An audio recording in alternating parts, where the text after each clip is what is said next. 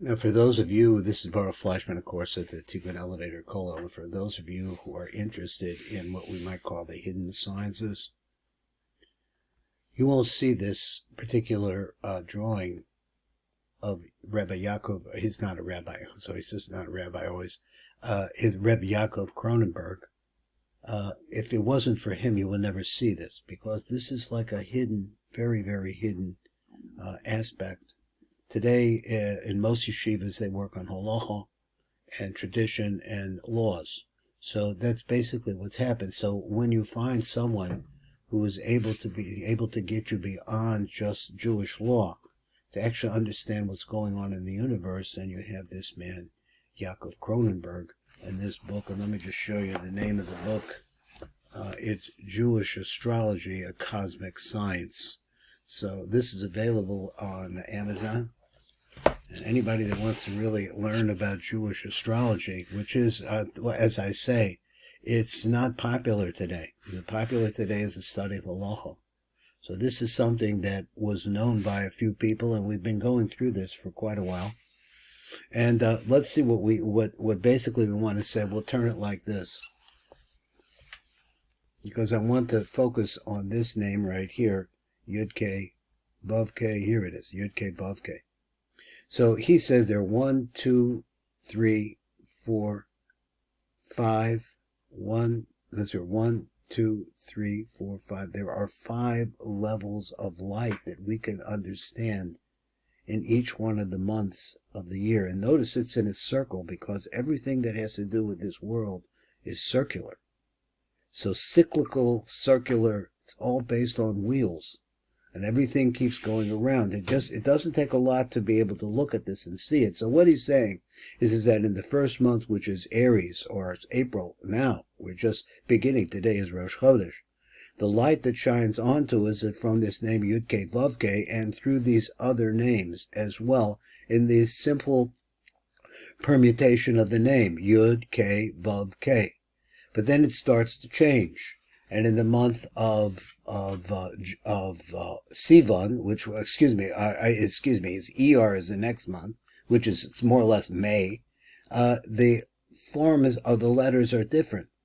And we're imagining this situation as a great light, which is within inside of this wheel, is shining through all of these different aspects.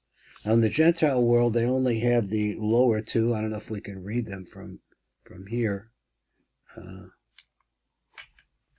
Try to get it. That's the best I could do. So it's the house of, here we have Yud K Vav K, the house of, can't read it, of life. It's Aries. It's the sign of, it's the Shevet, the tribe of Ruvain, and the stone, there's a stone for it. Then it has these two names, Adni, which we know, and a rearrangement of the name Adni. So we'll see how this goes, that all of these are fracturing of the light of the Ein Sof Baruch Hu into something which is digestible, but at the same time is significant in understanding what's going on. So we've been going through the months and showing how the letters are different in every month. Let me see if I can get this lined up better. And we're going to go backwards a little bit. We read about the sixth permutation. The sixth permutation, that is the 6th month in the revolving cycle of the world. The sixth permutation is Hey Yud Vav, which is the 6th month of Elul and the sign of Virgo. This teaches us about the exile. It teaches us about the exile of the 2 sisters. What 2 sisters? That the 2 of them will go together. The bride is the first Hey, and the mother-in-law is the second Hey. So this really refers to what? Naomi and Ruth.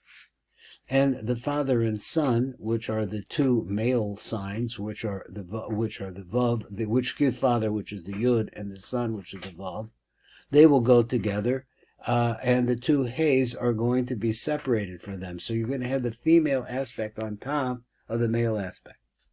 So the 2 female Heys are going it alone, and the masculine Yud and the Vav are also together, but separated from the 2 Heys. But on the other hand, the Yud Vav combination that's in the end, that's in the proper order. First comes Yud, Yud K in the name Yud K Vav K, which is the template for all of this, are in the proper order when compared to the prime Yud K Vav K. So he brings it out. First the Yud and then the Vav. That's the way it normally is. But the two Heys are above. In other words, they come first to teach us that there is not much energy coming down in that month. That this is a low energy month, and it's analogized in my mind to late August. The crop is already grown, and the ground is depleted. It's a time of having to get things done and make the final preparations. But there's nothing really new coming out of this. It's really preparation, a finishing kind of job. Now we'll go to the next one, and as he's saying is how the letters of Hashem's name change. Here we have the permutation is Vav K Yud K.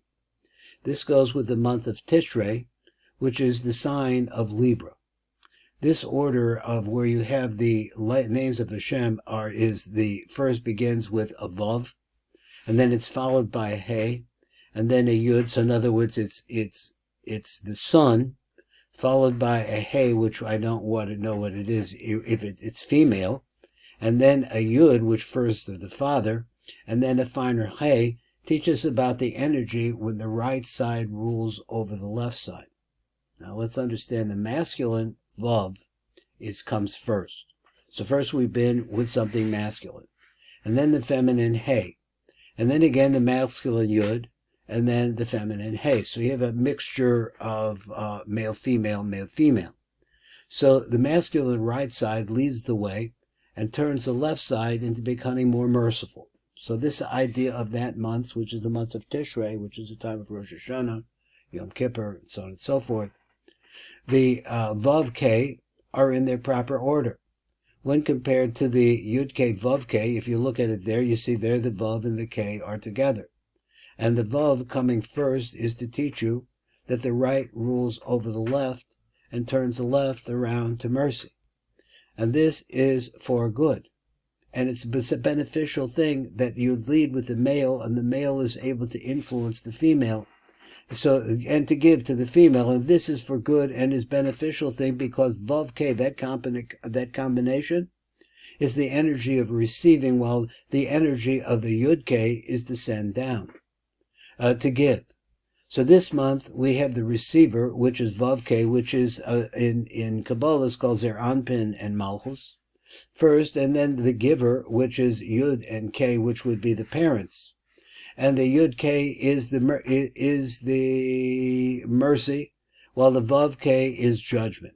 So let's look at that again. Yud K represents the highest form of light, which is really the light of the Ein Sof in the most digestible way for us. While the Vav K represents the lower world, which is the world of the balance scale, which is the world of judgment. And they are in the secret of the giver and the receiver, so therefore you have the basic axiom of male-female. So in other words, Vav K Yud K, that phrase, using the letters that way, that imagine the light of the Ein Sof shining through them towards us, is similar to the first name Yud K Vav K. It's very similar to that. That which is the first permutation, which is the sign of Aries, except for the fact that the second group of the prime name is Vav K, became the first group. So in other words, Vav K came first, instead of being the last like the recipients. Here you have the recipient first, the judgment first. So he became the first group, and the first group, the Vav K became the first group, and the first group, which is Yud K, which would normally be Yud K, became the second group. So I hope that's not too confusing, but it's just a juxtaposition. Instead of Yud K Vav K, it's Vav K Yud K.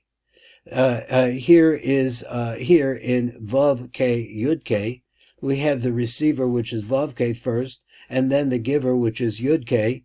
Yud K comes after that, while the permutation of Aries has the river first, and then the giver first, and then the receiver. So so what happens when you have the receiver comes first? Well, it's like we have the month of Tishrei, which is Libra, the Vav K Yud K is a masculine energy because both halves start with the masculine part of the four-letter name.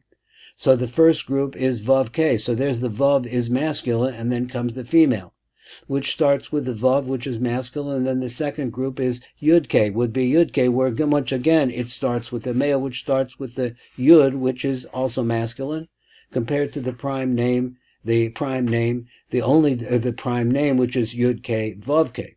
The only difference is that in this case, the son and the daughter went up to be first as the receivers. So in this case, you have to think about what Rosh Hashanah is, and Yom Kippur, and all of this time that we're judgment in Sukkot that comes afterwards, this year we had a massacre of the Peace Now people.